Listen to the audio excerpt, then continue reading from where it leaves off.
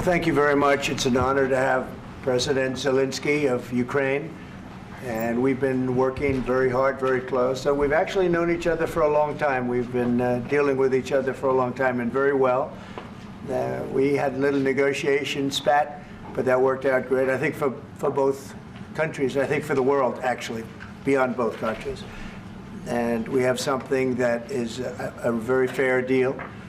And we look forward to getting in and digging and working and getting some of the rare earth. But it means we're going to be inside, and it's a big commitment from the United States, and we appreciate working with you very much. And we will continue to do that. We have had some very good discussions with Russia. I spoke with President Putin, and we're going to try and bring this to a close. It's something that you want and that he wants. We have to negotiate a deal. But we've started the confines of a deal, and I think something can happen. The big thing is the number of soldiers, mostly at this point, but soldiers being killed. You're losing thousands of soldiers. On both sides, we're losing a lot of soldiers, and we want to see it stop, and we want to see the money get put to different kinds of use, like rebuilding.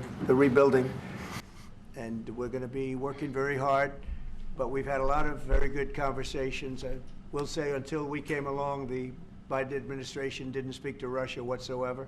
They didn't speak to anybody. They just allowed this to continue.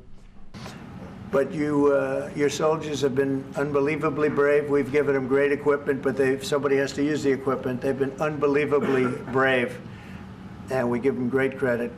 This was supposed to be over very quickly, and here we are 3 years later.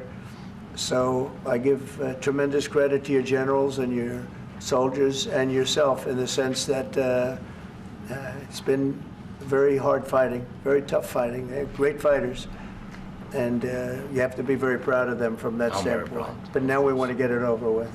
It's enough, right? We want to get it over with. So it's an honor to have you here. Thank you very much for coming. We're going to sign the agreement at the conference in the East Room in a little while, right after lunch.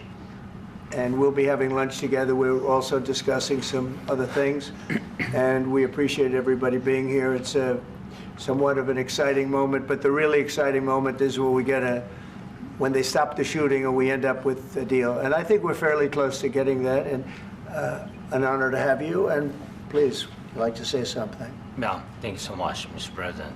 Thank you for the invitation. And really, I hope that this first document, will be a first step to real security guarantees for Ukraine, our people, our children. I really count on it. And of course, we count that America will not stop support. Really, for us, it's very important to support and to continue it. I want to discuss it with details further during our conversation, and of course, the infrastructure or security guarantees. Because for today, I understand what Europe is ready to do. And of course, I want to discuss with you what the United States will be ready to do. And I really count on your strong position to stop Putin. And you said that enough with the war. I think that is very important, Ben, to say these words to Putin at the very beginning of war, because he is a killer and terrorist. But I hope that together we can stop him.